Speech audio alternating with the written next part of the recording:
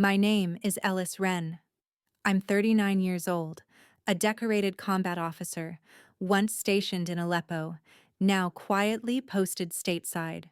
And 3 years ago, I watched my sister be celebrated for a promotion I bled for, at a table where my name was never even spoken.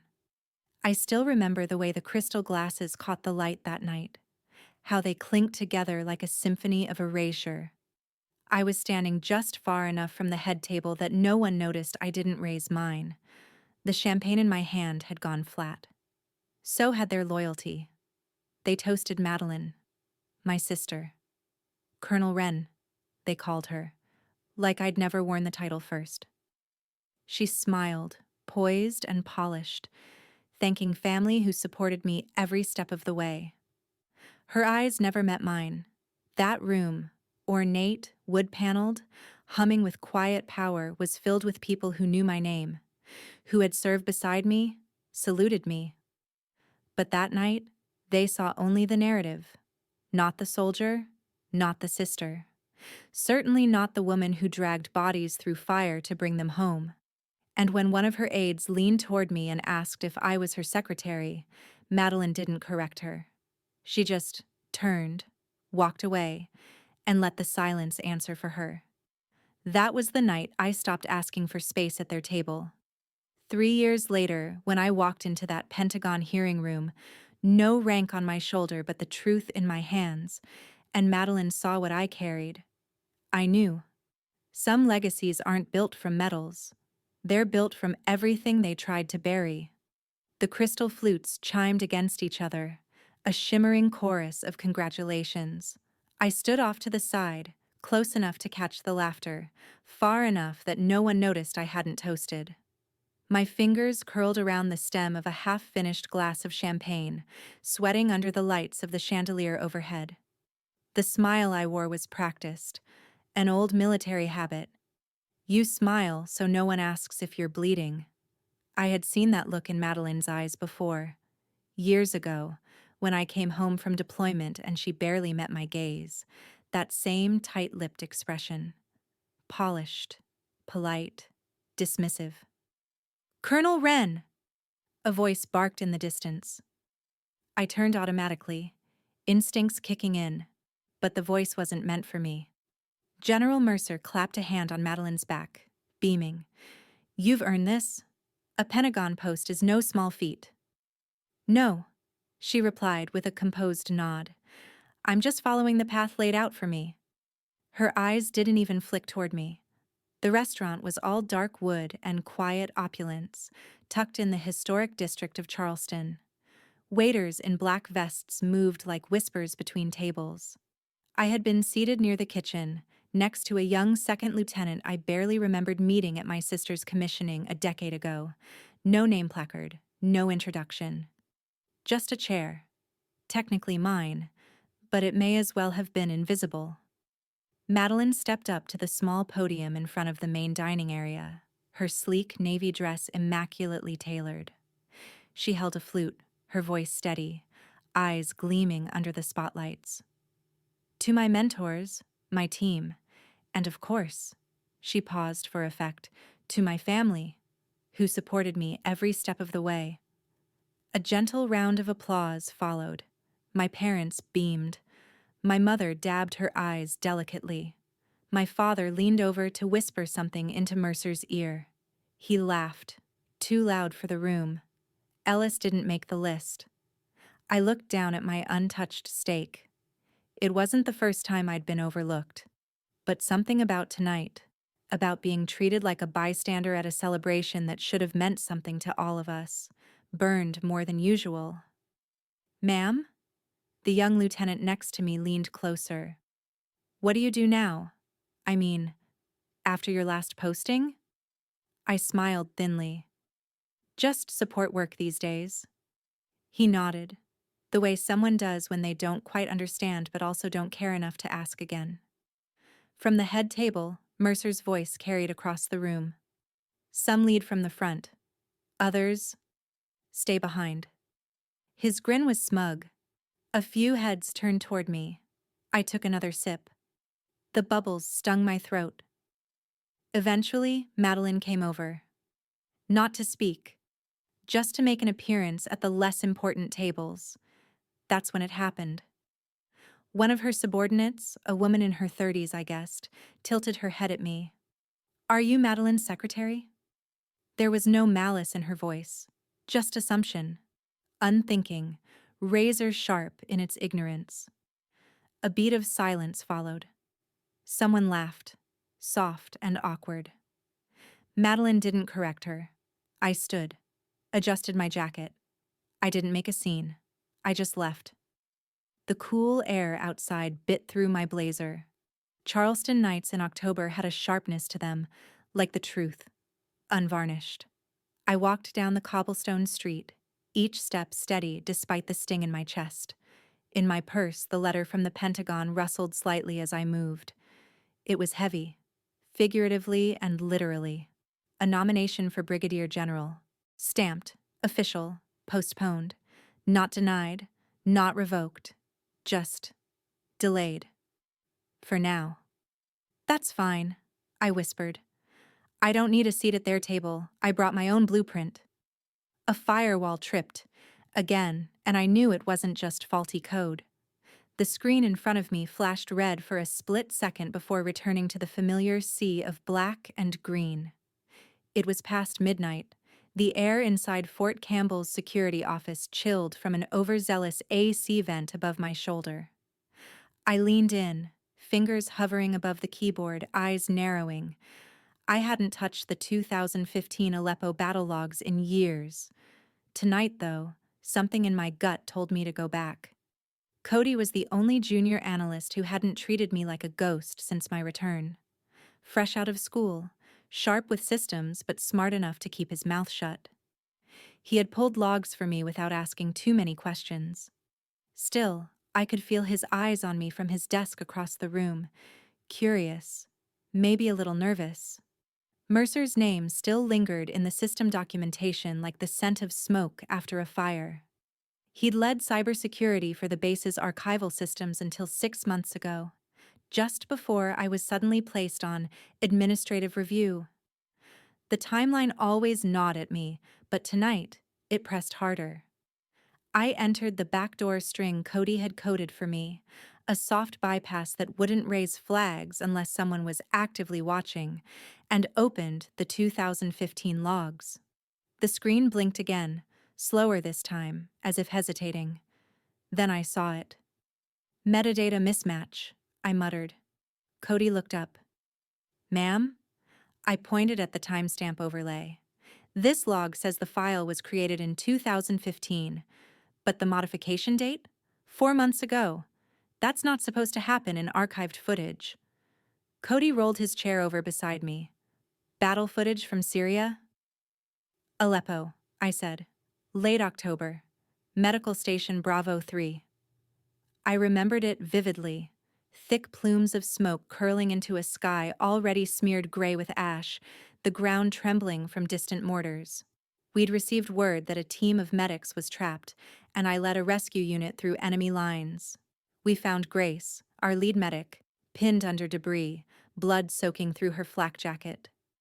She'd been conscious just long enough to whisper, "They said help wasn't coming. Why did you come?" I didn't know then what she meant. I clicked into the video feed labeled Op Bravo 3 Rec. The screen lit up with grainy footage, my unit breaching the edge of the compound, audio picking up our commands, the muffled screams, the chaos. Then it cut. Mid-sentence. "Alpha 6, target is..." Static. I sat back. "That's not a corrupted file. That's deliberate." Cody frowned. "But who would..." "Mercer's name is on the software audit," I interrupted. "And look here." I toggled into the permissions panel. This software has ghost overwrite access. It can modify logs without triggering the usual flags. "Jesus," Cody whispered.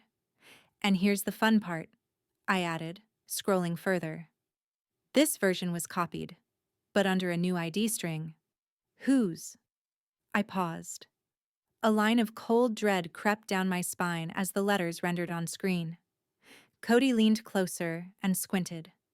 "Ma'am," he said, voice low, almost afraid of what he was about to say. "You might want to see this. There's another copy, but it's been archived under her sister's ID." Dinner tasted like diplomacy, and every compliment had an aftertaste. The Atlas room glowed in that calculated, subdued way only DC establishments could manage. Low lighting that made every dish look like it belonged in a museum, and every guest seem more powerful than they were. I recognized at least 3 undersecretaries seated 2 tables over, murmuring through their courses with guarded expressions. This wasn't just dinner, it was a performance. Madeline had picked the place, of course. She'd sent the invite 2 days after the incident at her celebration. No apology in the message, just, "Let's catch up properly, my treat." The location said everything she didn't. She sat across from me now, every strand of her blonde hair perfectly in place, her posture straight enough to pass inspection. The last time we'd shared a meal alone, I still had dust from Syria on my boots. She smiled as the waiter poured the wine. "I thought this would be nice," she said. "We never really talk anymore." "Not since you stopped returning my calls," I replied, folding my napkin over my lap. Her smile twitched. "You've been busy." "With support work," I said, the phrase Mercer had used lingering between us like smoke.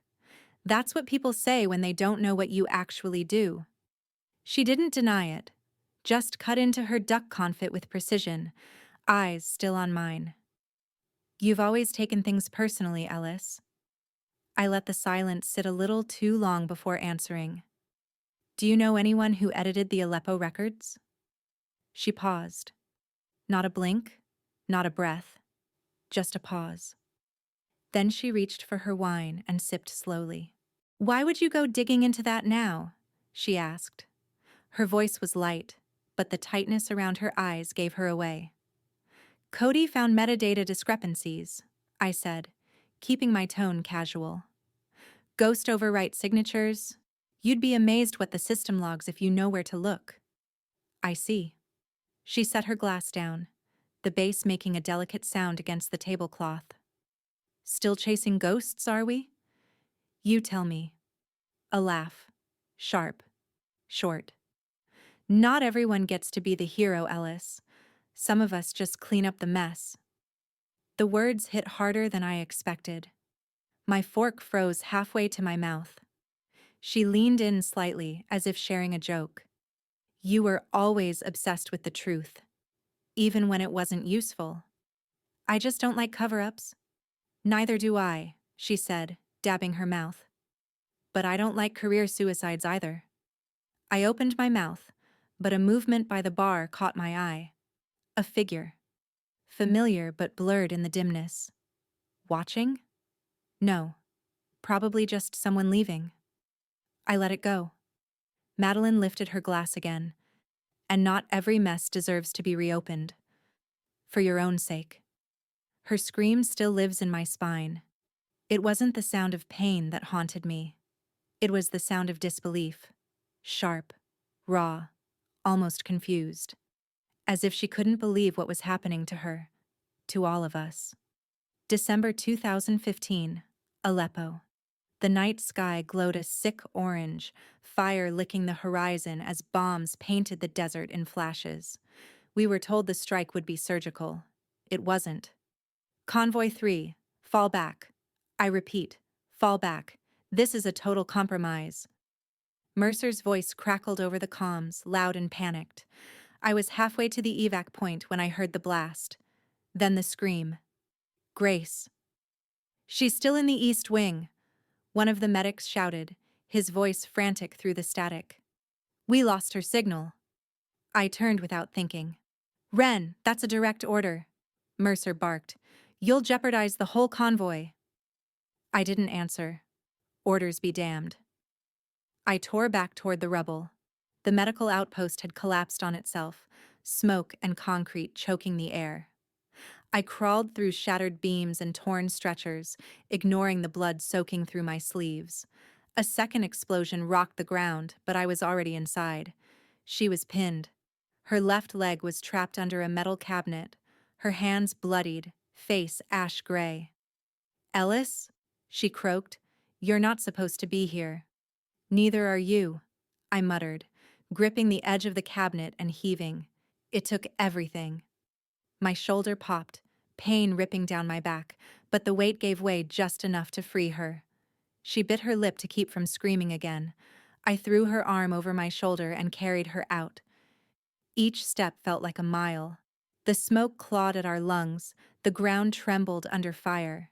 My boots sank into dust and bone. We collapsed behind what was left of a wall. She tried to speak, but her breath came in ragged gasps. I tore off part of my sleeve, wrapped her thigh, and tightened the bandage until her shaking stopped. "Flag," she whispered. "They won't see us." I grabbed the makeshift SOS flag from my pack and climbed the ruins, waving it with every ounce of strength I had left. A roar filled the air. Rotors. They saw us. The last thing I remembered before blacking out was her hand squeezing mine. Now, nearly a decade later, I sat alone in my dimly lit office, a file open in front of me.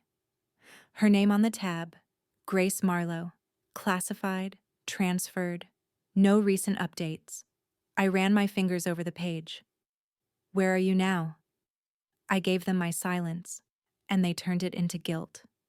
The hallway to internal affairs was cold in a way that had nothing to do with the temperature. The kind of cold that seeped under your skin, made your spine straighten even when no one was looking. I'd walked through enemy lines with less tension in my chest than I felt heading into that room.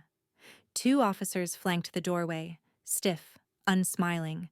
The placard on the frosted glass read, "Department of Protocol Compliance and Historical Integrity."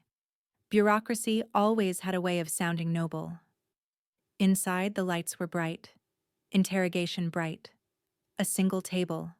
A pitcher of water that no one ever drank from. And a folder already waiting, centered like a threat. The investigator didn't offer a name, just a thin nod. He sat across from me, opened the file with calm precision, and began to read. "Colonel Wren," he said, voice even, "you are being questioned regarding potential violations of wartime data protocol pertaining to the 2015 Aleppo campaign." I didn't flinch. He tapped the folder. "This complaint comes attached to a system trace and a redacted battle log. You accessed the files 3 nights ago." "Yes," I replied. He studied me. "Why?" "Because the log is incomplete. Someone tampered with it." "Do you have proof?" "Not anymore." That earned the faintest lift of his brow. "You're aware that General Mercer submitted a statement indicating that the file was flagged due to unauthorized duplication. He says the system you used was compromised." I held my tongue. He flipped to another sheet. "Your sister, Deputy Director Wren, submitted an addendum. She claimed you had shown signs of emotional instability after rejoining base personnel. That your actions, though well-intentioned, may have endangered lives." There it was. The line they crossed. Not just rewriting the past, but rewriting me. "I didn't endanger lives," I said. "I saved them. And yet, the record shows." "The record was edited." He leaned forward slightly. "Colonel, without verifiable evidence, we have no grounds to believe these files were altered maliciously. And your unsanctioned access, paired with past disciplinary leniency, places you in a precarious position. It didn't need translation." "You're suspending me," I said flatly. "Effective immediately. Your clearance is revoked. You are to return all classified equipment. Do you understand?" I nodded once. He slid the folder back into place, preparing to stand. Then, oddly, he hesitated. From his breast pocket, he pulled something small, a USB stick, silver and smooth. He placed it near my elbow. "Not everyone here drinks Mercer's Kool-Aid," he murmured. Then he walked out, leaving me alone with my silence, my rage, and one sliver of light. I picked up the drive, pocketed it. You want to bury me? I whispered. Then dig deep. Because I'm still standing. I was supposed to be locked out. But someone left a window open. The coffee was bitter. Or maybe it just tasted that way because I hadn't slept. The tech cafe in Raleigh buzzed with quiet energy. Keyboards clacking, low hums of background playlists, the occasional hiss of the espresso machine. I sat at the corner table beneath a flickering pendant light, baseball cap pulled low, jacket zipped despite the warmth. Civilian anonymity had its perks. Cody slid into the seat across from me, laptop already open, eyes darting around. You sure about this? He asked in a whisper. No, I answered honestly, and passed him the USB. He inserted it carefully, gaze sharp. The screen blinked blue, then filled with lines of code. It's partitioned. Looks like 3 layers of encryption. Somebody knew what they were doing. Can you crack it? He gave a crooked smile. You insult me. 10 minutes later, he leaned back. Okay, here's the good news. There's an audio file. Time-stamped October 2015, Aleppo sector. He clicked play. The static cleared and voices emerged. Mercer's voice came first, clipped and commanding. We're pulling out. Coordinates unstable. Evac now. Then Grace's voice. Hoarse, urgent. We have wounded. Requesting 5 more minutes to stabilize. Mercer again. Denied. No stragglers. Repeat. No stragglers. And then, quiet, chilling, Madeline's voice. Just write the report clean. No casualties. I stared at the screen, my hands trembling around the paper cup. She was there? I asked. Cody nodded slowly. Looks like a private comm. They didn't know they were being recorded. This was embedded in a secondary data stream. Only shows up if you unpack it line by line. Can it hold in court? He took a breath.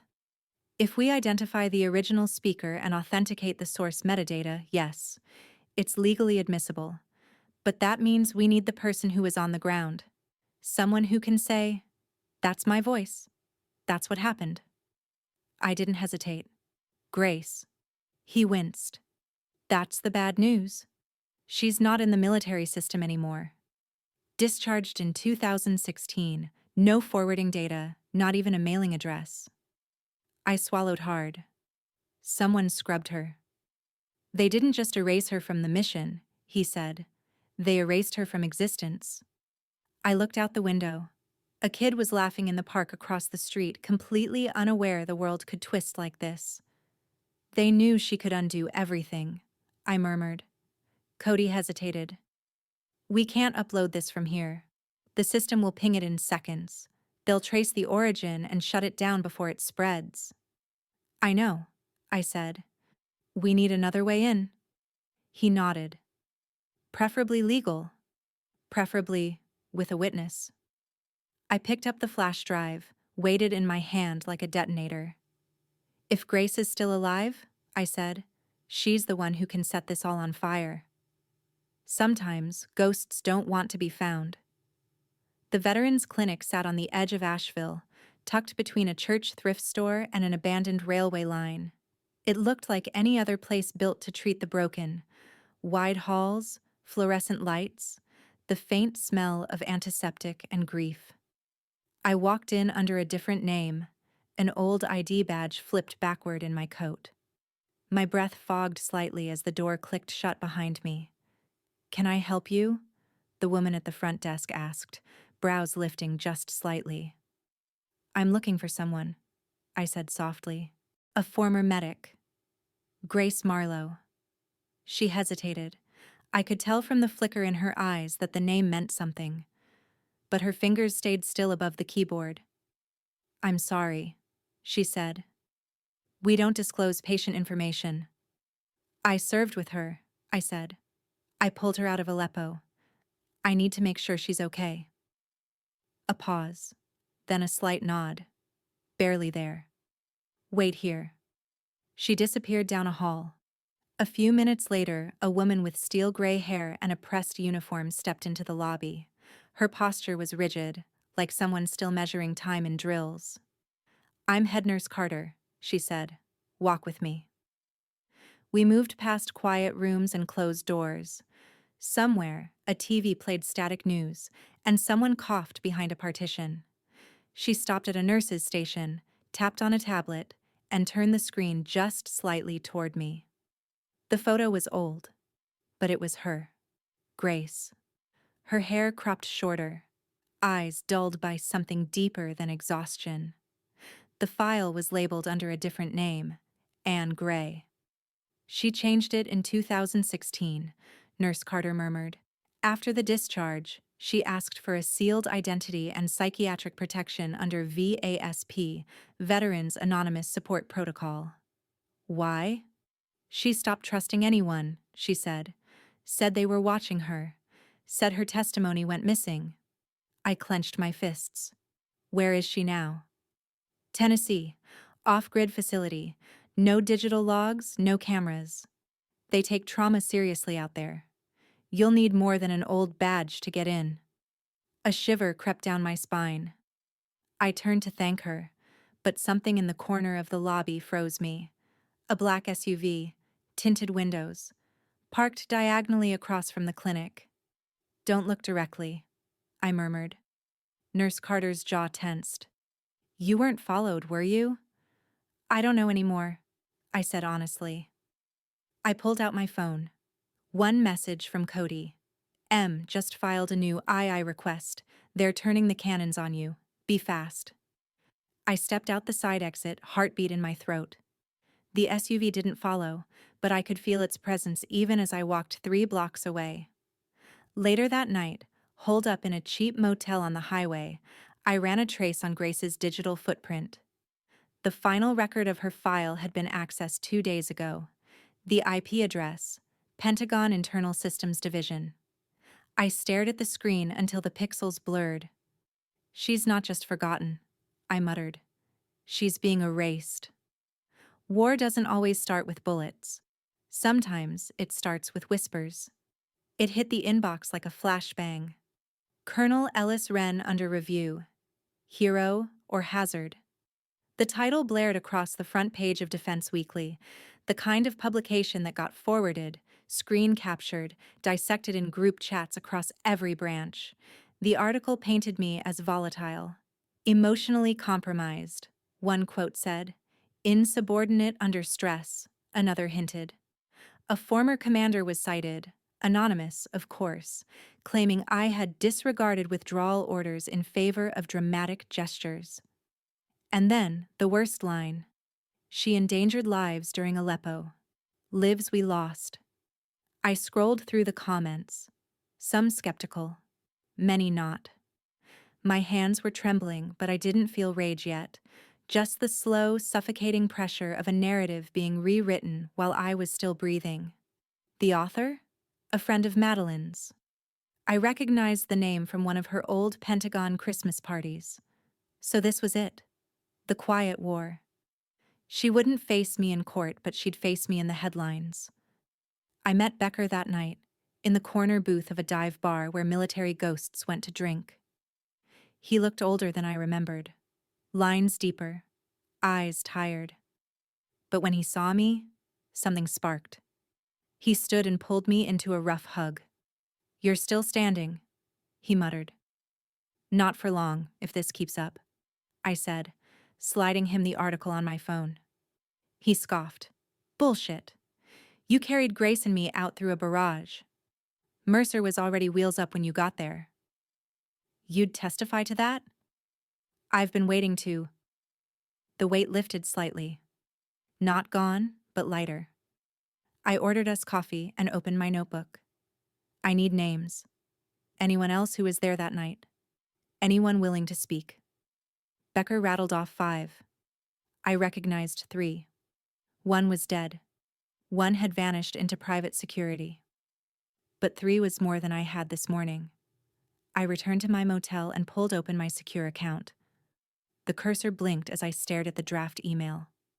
Subject: "This is not about rank. This is about truth." 2. Former Aleppo field team. internal body. If you were there in 2015, you know what happened. I'm not asking for favors. I'm asking for memory. Speak up, while we still can. I hit send. Not 30 seconds later, a new message pinged. No sender, no subject. Just one line. You want Grace? She's waiting. Come alone. The gate creaked, and I wondered if this was mercy or a trap. It was a long drive through pine country. No street signs, no cell signal, just gravel crunching under tires and the whisper of wind through autumn leaves. The farm appeared suddenly, like it had been watching me before I saw it. Wooden fencing, faded red barn, a single white house with one light on upstairs. I parked near the fence and stepped out. My boots hit the earth with the weight of a decade. Every instinct screamed to turn back. But I walked anyway. A nurse met me at the door, maybe late 50s, maybe younger, under the wear of long shifts and longer memories. She looked me over, searching for weapons or lies. "You're the soldier," she said. "I'm Ellis." She didn't introduce herself, just nodded and led me down a hallway that smelled like cedar and antiseptic. "She's agreed to see you, conditionally. She remembers?" The nurse didn't answer. She stopped at a door, pale blue, and motioned toward a bench just outside it. "She may not open it. If she tells you to go, you go." I nodded. She left. I sat, waited. 10 minutes. 15. Then I reached into my coat pocket, pulled out the tiny recorder I'd brought.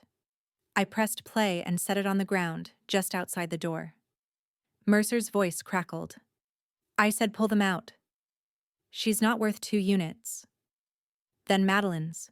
Cool, clinical. Write the report clean. No mention of the medic. No bodies. No rescues. Silence. A breath. Then the door clicked. She looked smaller than I remembered. Paler. Her hair was longer, streaked with silver, and her eyes carried too many stories. But they still searched me with the same sharpness I'd seen in that smoke-choked ruin in Aleppo. "You weren't supposed to come back," she said. "I didn't know you were alive." She stepped into the doorway but didn't move closer. Most don't. That was the point. "Why?" I asked. "Why disappear? Why let them bury the truth?" She laughed, dry and bitter. "Because I signed silence. For peace. But peace never came." She nodded slowly. "Not for me. And not for you, apparently." My throat tightened. They're rewriting everything. They're turning me into the liability, saying I endangered lives. Grace's gaze hardened. "They've been doing that for years." She reached into her sweater and pulled out a small battered drive, wrapped in an old cloth. She stepped forward and placed it in my hand. I copied it before they scrubbed it. Not just Aleppo, the entire operation. Versions, edits, orders, names. I clutched it like it might vanish. "I thought I was the only one who knew," she whispered. "You're not alone anymore." Neither of us spoke for a long time. Somewhere, a horse neighed in the barn. The air smelled like cold grass and second chances. I turned to leave. She didn't follow. But just before I reached the door, I heard her voice again. "Be careful, Ellis. They don't just erase files, they erase people." The black bars on the page used to scare me. Now I see them as invitations. Cody's apartment looked like a bunker for rogue coders. LED strips flickering against the walls, soldering tools scattered across a desk, and 4 screens glowing like portals into classified chaos. I sat beside him in silence, watching the hard drive spin in his rig, blinking with anticipation and risk. The video opened with a timestamp, November 12th, 2015, Aleppo. The camera angle was fixed, body cam footage from a field medic. Grace's voice came through first, steady and sharp, calling out triage orders as the building around her cracked and moaned. Then came the explosion, sharp, close. The screen jolted. She was down, Screaming, smoke, blood on the lens, chaos. And then my voice. I see her. I'm going in. More shouting in the comms. That's a direct order to withdraw. Mercer. But I kept moving, crawling over debris, pulling Grace out. The feed cut off sharply. Cut, not lost. Cody paused it and rewound, slowed the final second. A new layer of audio buried in the frequency. Mercer's voice again. Kill the feed. If she dies, we report it as collateral. I looked away. My stomach twisted. Even after all these years, I wasn't ready to see myself hauling her limp frame through that broken corridor. Not because I regretted it, but because someone had decided the world wasn't allowed to. Cody brought up the second file, a scanned transcript. It looked official. Fonts, formatting, seals. But the names told the real story. Madeline Wren. Report author General's seal. Verified date. November 14th, 2015. But it wasn't a field report, it was a fabrication. No mention of Grace, no mention of my entry. Only a clean wrap-up. All units accounted for. 0 casualties, mission concluded as ordered. Cody zoomed in on the metadata. Stamped 36 hours before the actual extraction logs were filed, he said. This isn't just lazy, it's premeditated. Chain of command? I asked. He nodded grimly. Mercer signed off on the file first. Madeline submitted it. Then the general signed the summary without cross-verifying. I rubbed my temples. We're not just proving a lie, we're proving a conspiracy. Cody nodded again, slower this time. And not a small one. We both stared at the screen. On it, Grace's face was frozen mid-cry, her arm reaching out as I carried her through smoke. The shot would have been iconic, if it had ever seen daylight. My phone buzzed. A number I didn't recognize. Text. Your clearance was revoked, but you're about to walk into a hearing. Be ready. I walked in with no rank on my shoulder, but more power than ever in my hands. The room was colder than I expected. Pentagon hearing room. 3B wasn't built for justice. It was built for performance. The marble tiles echoed every step, and the panel of officers lining the far end wore expressions carved from stone. At the center sat Colonel Avery, gray hair, piercing gaze, clipboard held like a blade. I didn't look at Madeline as I passed her, but I felt the chill of her stare slice across my neck like a scalpel. She sat tall, lips pursed, wearing the kind of navy suit that screamed control. Mercer lounged beside her, one arm slung over the back of his chair, eyes scanning the room like he owned it. Colonel Ellis Wren, Avery said, glancing down at the document in front of him.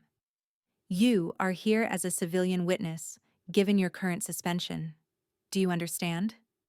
I do, I said. My voice didn't tremble. I made sure of that. Let's begin. Madeline was questioned first. The board was polite. Too polite. She deflected with ease. I filed reports based on the information given to me, she said. If there were discrepancies in Aleppo's timeline, they were above my clearance.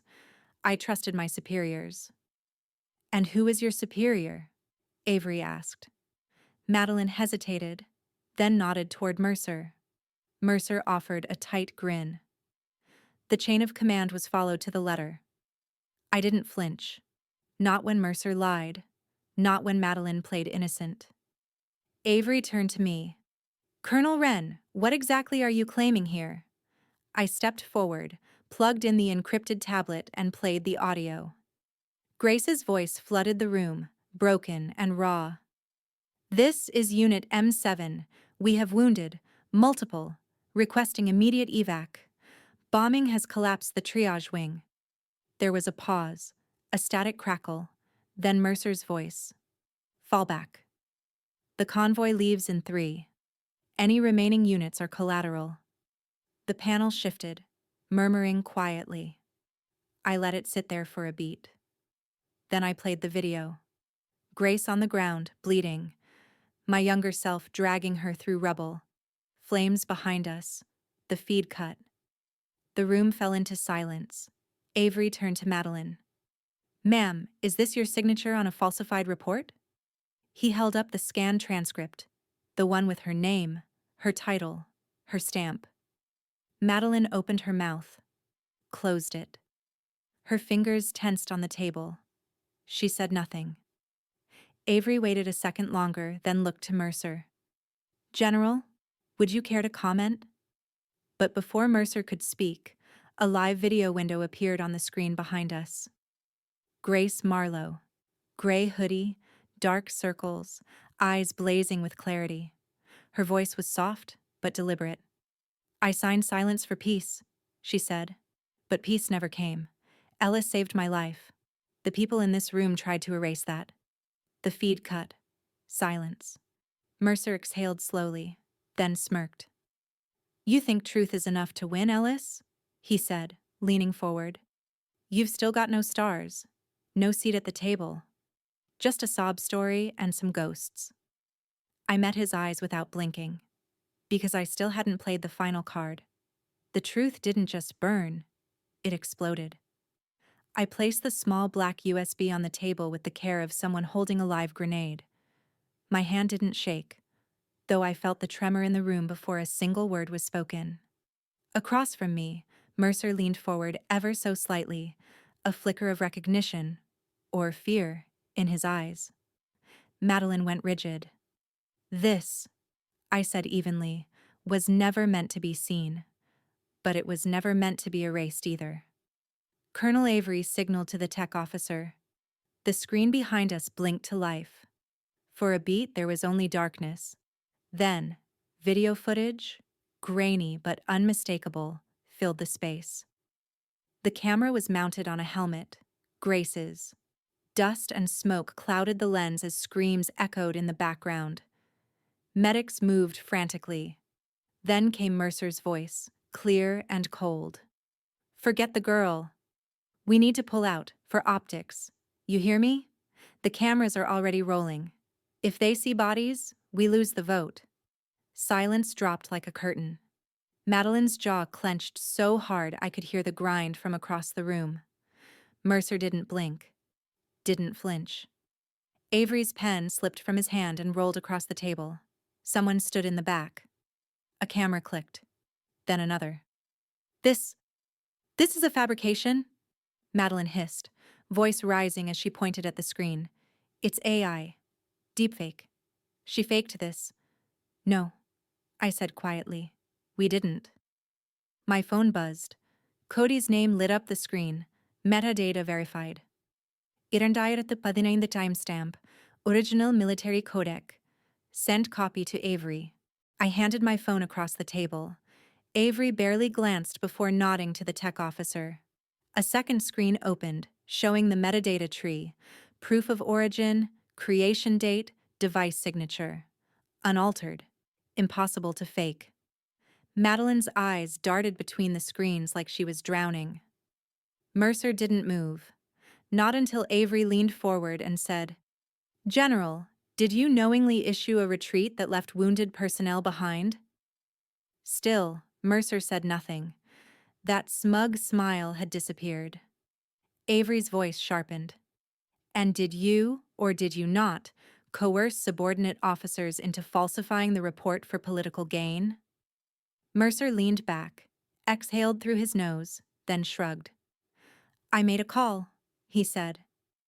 "You wouldn't understand what it takes to manage perception in a war zone." "So you admit it?" Someone snapped from the board. "I admit nothing." He stood. "This is a witch hunt based on emotional manipulation. The file's real, sure. But interpretation? That's politics." Madeline stood too, red in the face. "It's not that simple." But no one was listening to her anymore. I looked at Mercer, met his gaze, held it. "You said truth isn't enough to win," I said, voice steady. "Then let's see what justice can do." His jaw clenched. Mine didn't. When the crown falls, everyone scrambles to deny they ever bowed. The Pentagon hallways had never felt louder, or quieter. Conversations hummed behind closed doors, reporters loitered near restricted areas, and every step echoed like a gunshot. The empire Mercer built over 2 decades was crumbling, and no one wanted to be under the rubble with him. I passed a line of officers who barely made eye contact, the ones who used to nod, salute, shake hands. They now looked through me, like I was air, or maybe a mirror. Colonel Avery's office door was ajar. Inside, voices argued. Madeline's voice rose above the rest. I won't testify again without legal counsel. This has turned into a circus. Avery's tone was flat.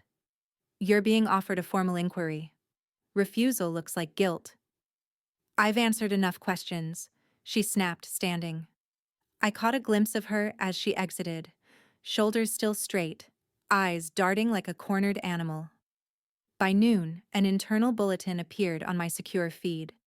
General Mercer to retire, immediately due to health concerns. Pentagon will conduct internal review of 2015 operations. Translation: they gave him a soft exit to avoid a harder fall. But the rumors swirled faster than the official words could contain them. News leaks began almost instantly. Sources confirm, false reports submitted in Aleppo case. Ellis Wren cleared of all charges. Hero or whistleblower, the truth behind the Aleppo rescue. The inbox on my encrypted line lit up. One name stood out: Becker. He hadn't spoken to me in years. Now he sent an open letter. In it, he described the moment I dragged him and Grace out of that crumbling building while Mercer's convoy pulled away. His closing line hit harder than I expected. Major Ellis Wren didn't just save lives. She saved the truth. I stared at the words until they blurred. Cody forwarded another clip. This time, a panel discussion on a news network. A host looked into the camera and said, "Today, the Pentagon faces a reckoning not just of policy, but of conscience." For a brief second, I let myself breathe. Until the message came in. Grace's name appeared on my caller ID, but when I picked up, it was only static, followed by a text. "Come to sublevel 3 parking. Alone." I went. The air was thick with humidity and exhaust. She stood beside a pillar, hoodie pulled low, face in shadow. I approached slowly. Grace. She didn't flinch, but from the opposite side of the lot, another figure emerged. Madeline. She wore a trench coat, hair pulled back like nothing had unraveled, but her eyes were feral, hungry. "You and I," she said to Grace, voice low. "We're not finished." Grace didn't answer, and neither did I. Justice is messy, but sometimes that's the only way it's real. I sat across from Colonel Avery in a room that no longer intimidated me. The flag behind him hung heavy, unmoving. The silence between us wasn't awkward. It was earned. "You're being offered full reinstatement," he said. "Rank, back pay, commendation, even a formal apology. That's rare." I looked down at the paper in front of me. The signature line waited, blank. My hand didn't move. "I appreciate it," I said, "but I'm not signing." Avery leaned back. "You're sure?" "I'd rather build than command now." He didn't argue, just nodded, slowly. Most people fight to climb the ladder. I've seen what happens at the top. When I stepped out of the building, the sky was overcast. Reporters waited across the street, flashing lights in their hands like weapons. I didn't stop for them. I had somewhere more important to be. Grace's rehab center was quieter than before, cleaner, brighter. She met me on the garden path, where the autumn leaves rustled but didn't speak. "You're not wearing your uniform," she said. "I'm not in the army anymore." She studied my face, then handed me a folded newspaper. On the front page, "The war never ended for me." An interview with Grace Marlowe. I opened it to the middle column. Her words weren't polished, but they were powerful. "I was a medic. I swore to heal. But when I was left behind, something else broke." Not just my ribs. Something inside. For years, I signed silence, thinking it would give me peace. But it didn't. This, this is my peace treaty. I looked at her. She looked away. You wrote it yourself? I told the truth. The way it happened. Neither of us said thank you. That felt too small. Later that day, a sealed envelope arrived at my doorstep. No return address, just the military seal. Inside, a medal. Not the one I lost. A replica. With a note. For actions beyond rank. For courage without command. I held it in my hand longer than I should have, not because I needed the recognition, but because this one finally felt real. That evening, my inbox pinged. A new message. From United Nations Humanitarian Affairs. Subject: Advisory role, Colonel Wren. Would you consider advising our humanitarian task force? I didn't respond right away, but for the first time in months, I smiled. ChatGPT Janoi. They raised the flag outside the gate, but I already had mine, stitched in scars. The wind pulled at the hem of my blazer as I stepped out of the car, eyes drawn to the pole in front of the new community center. The stars and stripes climbed slowly, cloth tugging free from its own weight. I didn't flinch. Not this time. Avery stood nearby, hands clasped behind his back. No uniform today, just an old suit and quiet pride. You really did it, he said. No, I corrected. We did it. My eyes moved to the crowd. Grace stood under the archway of the new Center for Discharged Female Veterans. She wore a white blouse, sleeves rolled up, clipboard in hand like she was preparing for a triage tent. Cody adjusted the AV system near the podium, muttering something about speaker feedback. The crowd, former soldiers, nurses, students, media, grew thicker by the minute. A young woman with crutches smiled as she stepped inside. Another with silver hair clapped Grace on the shoulder. It wasn't pomp. It was presence. The ribbon was already cut. But this was the real opening. I walked to the podium when the lights blinked twice. Thank you for being here, I said, scanning the room. Some wars don't end with bullets. Some leave you walking, smiling, but bleeding inside. This place, this is for those wounds. A pause. I spent years believing silence was strength, that keeping my head down meant keeping the honor intact. But honor without truth is just theater. And every soldier, every woman who's worn that uniform, deserves more than theater. She deserves a home. Grace stepped up beside me, took a deep breath, and unfolded her notes. My name is Grace Marlowe, she began. I was once a ghost. I was once erased. Her voice didn't shake. But someone ran into fire to pull me out, and when they tried to silence her, she stood up again, not just for herself, but for me, for all of us. She looked at me. I didn't look away.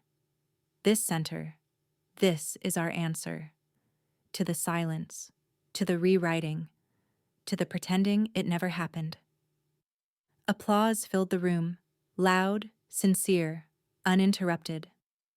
Later, as reporters filed stories and photos were taken, Cody nudged me with his phone. Already trending, from fallen to top, the story of Ellis Wren's rebirth. I grimaced. Catchy. Accurate, he said. You just don't like being seen. I'm learning. As the event wound down, Avery came over, a folder tucked under his arm. Madeline's under formal review, he said softly. Turns out Aleppo wasn't her only edit. I nodded, unsurprised. Some ranks are temporary, integrity isn't. He didn't reply, just looked out toward the flag, now fully unfurled. The guests slowly left. Grace stayed behind, helping stack chairs. I stood at the glass doors, watching dusk stretch over the parking lot. My phone rang. Unknown number. I answered. A pause. Then a voice, calm and deliberate. We've been watching, Colonel. Are you ready for something bigger? The call ended. I didn't move, didn't speak. Outside, the flag snapped in the wind, high, proud, undiminished. This time, it didn't feel like someone else's symbol. It felt like mine. After years of being sidelined, silenced, and branded as expendable, Ellis Wren did not just reclaim her name, she dismantled the very narrative built to erase her. Her journey, marked by betrayal and buried truths, proved that integrity doesn't need a podium to speak loudly. Like the final chord of a long-forgotten melody, justice may arrive late, but it resonates powerfully once it's heard. In a world where power often protects the guilty and punishes the brave, Ellis chose to stand firm, even when the cost was everything. Because sometimes, the truth isn't just a weapon, it's the only shield we have left. When injustice is met with unwavering courage, the verdict can echo through generations. No wall of lies can stand forever against the tide of truth. If this story moved you, like, share, and leave a comment below. Type 1 if you felt seen, or 2 if you think something was still missing.